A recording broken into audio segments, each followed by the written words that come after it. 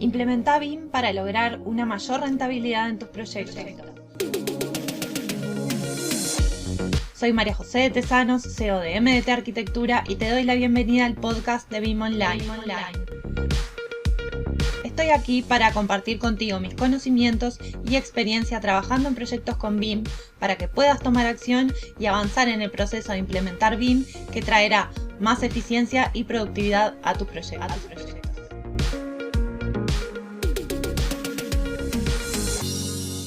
¿Cómo trabajar con BIM de forma colaborativa? Y la verdad es que trabajar con BIM de forma colaborativa es imprescindible, porque es uno de los mayores beneficios que nos ofrece BIM, pero sin dudas que también es algo nuevo y que aún no se está dando de forma integral, sino en pequeños pasos y de forma tímida, y en algunos países y en algunos ámbitos y sectores, pero no al 100% como BIM plantea para que efectivamente se pueda trabajar de forma eficiente. Este beneficio de que todas las partes involucradas puedan volcar al modelo la información que generan, para que cada actor involucrado también pueda extraer de forma eficiente la información que necesita para el desarrollo del proyecto, es uno de los mayores beneficios para entonces poder trabajar de forma eficiente y productiva en los proyectos. La gestión de la información generada en el desarrollo de un proyecto se da a través de un entorno común de datos, de manera que permita el intercambio de esta información a partir de un espacio digital único.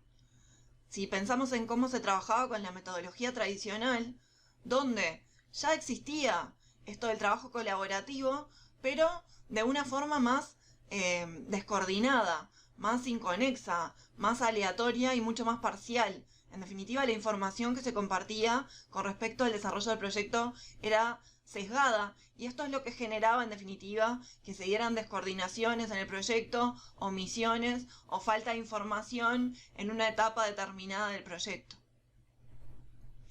Y esto de trabajar de forma colaborativa con BIM tiene a su vez otro potencial increíble, que nos ofrece la posibilidad de que todos los agentes implicados en un proyecto puedan estar trabajando al mismo tiempo, independientemente de su ubicación geográfica, por ejemplo. Entonces, veamos paso a paso cómo trabajar de forma colaborativa con BIM de forma como muy genérica para poder responderlo en este episodio de podcast. Primero, ¿cómo hacerlo? Y lo primero es establecer los objetivos, cuál es la finalidad de ese intercambio de información, y de esta forma la información que se contenga dentro del modelo va a ser acorde a estos objetivos. No va a contener todo tipo de información, sino la información que se necesita en esta fase del proyecto determinada para que estos actores involucrados puedan entonces extraer la información que se necesita en ese momento. Y de esta forma evitamos información de más o de menos en el modelo, como te decía, de acuerdo a la fase. ¿Sí? Seguramente en una fase de diseño tienen que interactuar los distintos subcontratos, las distintas disciplinas, pero no se va a precisar, por ejemplo, información en cuanto al mantenimiento de las instalaciones que se están proyectando. Eso seguramente se necesite en una etapa más avanzada de operación y mantenimiento, pero recargar al modelo en esta etapa de diseño de toda esa información no tendría mucho sentido, y además puede generar información por demás que sobrecargue al modelo y que en definitiva no permita que ese modelo se intercambie de forma eficiente. Y el tipo de información, entonces, que se va a definir dentro del modelo, así como la fase del proyecto, nos va a ayudar a definir la plataforma de intercambio de información.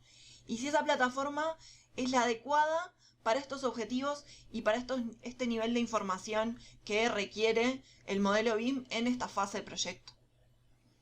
De acuerdo a la complejidad, obviamente existen distintas plataformas de intercambio. Por eso es necesario, como te decía, fijar estos objetivos primero. Y esto va de la mano con conocer los usos de BIM con los cuales se va a trabajar. Estos usos también van a determinar un poco qué tipo de información va a tener que llevar ese modelo. Y aquí hay 3 aspectos fundamentales a tener en cuenta. 3 o más, en realidad. ¿A quién se le envía la información y quién la recibe? Que la información esté validada y chequeada, y en este sentido validar también lo que son los entregables de acuerdo a los requisitos que se definieron, que debió haber definido el cliente en una instancia de requerimientos. Que contenga la información adecuada, como te decía, para esa etapa del proyecto. Y esto va de la mano con la fase, pero también va de la mano con el nivel de información, con los requerimientos del cliente y con a quién se le envía la información. No a todos los actores involucrados se le va a notificar de la información que está dentro del modelo. Y esto también va de la mano con la escala y la complejidad del proyecto. Cuanto más complejo, seguramente más información contenga ese modelo BIM.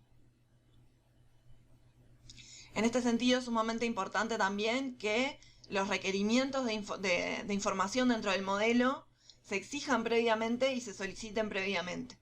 Y después va a haber un seguimiento posterior de que en definitiva estos requerimientos sean cumplidos y hayan sido respondidos a través del modelo BIM. Segundo, BIM es una base de datos y como tal requiere tener la información ordenada y estructurada. Es imposible pensar en trabajar de forma colaborativa con otros actores involucrados hacia afuera de nuestra empresa, hacia afuera de los proyectos con los que trabajamos, si nosotros internamente como profesionales no estamos trabajando con procesos con información ordenada y estructurada. ¿Cómo le vamos a decir entonces a ese actor involucrado dónde encuentra la información dentro de nuestro modelo BIM, dentro de ese modelo BIM que nosotros generamos? Y en este sentido es necesario entonces tener documentos que expliciten cómo se intercambia ese modelo, cómo se visualiza y cómo se analiza, y no solamente dónde se encuentra la información. Y también en esto los estándares ayudan muchísimo a crear un lenguaje común de entendimiento y que todas las partes involucradas puedan entender de qué se está hablando cuando se documenten entonces estos procesos y esta forma de visualizar, analizar y comunicar el modelo BIM. Y para esto es necesario también conocer qué es un entorno común de datos. Y un entorno común de datos es una herramienta informática que se utiliza para recopilar, gestionar y difundir datos dentro del modelo BIM y documentos del proyecto asociados entre equipos multidisciplinares en un proceso gestionado independientemente del tamaño del proyecto. Y permite asimismo que este proceso pueda ser auditable, transparente y controlable en la medida que queda dentro del entorno común de datos un registro de cuál fue la evolución entonces de ese modelo BIM y de ese proyecto. En definitiva, un entorno común de datos es un lugar virtual único, accesible y operable desde la web para la gestión del modelo BIM de una forma estructurada y direccional, con el objetivo de que se desarrolle un determinado proyecto. Y cuando hablamos de gestión, estamos hablando de información que se genera a partir de este modelo BIM, de información gráfica y no gráfica, y los procesos evolutivos del proyecto, los roles involucrados, los agentes que intervienen y las comunicaciones y cómo se gestionan entonces estas comunicaciones en el desarrollo del proyecto. Un entorno común de datos en definitiva se trata de una única fuente de información del proyecto. Y este hecho facilita la colaboración, ayuda a evitar la duplicidad de documentación, prever errores por usar documentación obsoleta o generar sobreesfuerzos en regenerar documentación que no se pudo completar a tiempo. En definitiva, tener un entorno común de datos ayuda muchísimo a evitar una mala gestión en los documentos del proyecto. La información compartida reduce el tiempo y el costo por la producción de información descoordinada, ¿no? El tercer punto, sumamente importante, es conocer qué procesos es necesario establecer dentro de un entorno común de datos para saber cómo vamos a diferenciar un modelo BIM que está siendo revisado, del que está pronto para compartir y publicarse. Y en este sentido es necesario crear estrategias. Y esto es sumamente importante. Estrategias de actualización de los modelos, de aprobación y autorización, estrategias de documentos y control de revisiones, estrategias para la entrega de los documentos y de los entregables, y estrategias de seguridad del modelo y sus documentos asociados. Dentro del entorno común de datos se va a desarrollar un flujo colaborativo de información que va evolucionando a medida que va evolucionando el proyecto en sus distintas fases. Desde un proyecto esquemático, un modelo detallado para la construcción, hasta un modelo que simula el uso de un proyecto con información gráfica y no gráfica. Y en este sentido, la normativa internacional ISO 19650 establece algunos requerimientos y acuerdos para facilitar y agilizar estos procesos. Como te decía, entonces resulta indispensable planificar cómo interactuar entre las partes y cómo se va a intercambiar la información en el modelo BIM. Y para esto el BIM Execution Plan o BEP nos ayuda muchísimo. El BEP es un documento para indicar, identificar y acordar entre las partes involucradas quiénes son estos agentes, qué responsabilidades tienen, cuáles van a ser los plazos de entrega y los niveles de información dentro del modelo, entre otros datos. Esto también ayuda a disminuir las omisiones en las comunicaciones y los conflictos en la medida que queda documentado y consensuado de antemano entre las partes involucradas cómo se van a dar todos estos procesos. Cuarto, conocer qué es el formato IFC. Conocer y trabajar con el formato IFC facilita muchísimo el proceso de intercambio de información dentro del modelo. Formato que al día de hoy garantiza la interoperabilidad entre las distintas plataformas comerciales que trabajan en BIM o dentro de las cuales se pueden desarrollar modelos en BIM.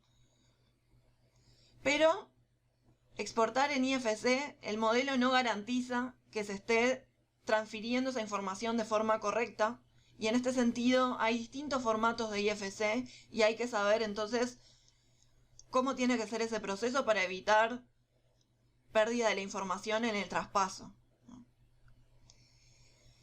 Y quinto, y esto es una pregunta muy frecuente, la pregunta del millón, ¿no? Porque está pasando mucho que aún no todos los actores involucrados dentro de un proyecto están trabajando con BIM. Entonces, ¿cómo hacer para trabajar con BIM con otros actores involucrados que aún no están trabajando con BIM? Y acá yo quiero resaltar que nosotros dentro del estudio, ya nos ha pasado y nos sigue pasando, tenemos clientes, arquitectos, estudios de arquitectura, por ejemplo, que aún no están trabajando con BIM, nos solicitan el proyecto ejecutivo, nos solicitan la coordinación de interferencias y resolver de antemano posibles conflictos en cuanto al diseño u omisiones. Y nosotros, si bien generamos la documentación ejecutiva en 2D cuando nos la solicitan, también intentamos que ese cliente que aún no está trabajando con BIM comience a ver cómo se interactúa con ese modelo, que en definitiva tiene información mucho más rica que los planos en 2D estáticos. Y para eso nosotros ya tenemos un proceso generado donde le enseñamos a ese cliente de forma muy rápida y muy intuitiva cómo descargar un software para visualización de ese modelo, un software obviamente que es gratuito y que en definitiva no es trabajo colaborativo avanzado, es muy básico, pero que sirve para que ese cliente que aún no está trabajando con BIM tenga entonces una primera intervención, interacción con ese modelo BIM y entonces empiece a saber cómo se utiliza y cómo entonces se puede intercambiar esa información, y eso muchas veces ha generado que ese cliente después nos pida entonces que generemos un proceso de seguimiento y de profundización en el trabajo con BIM. Y hasta aquí el episodio de hoy. No te olvides de suscribirte para recibir más contenido de BIM. Te espero en el próximo episodio con más proyectos, más experiencias compartidas y mucho más BIM Online.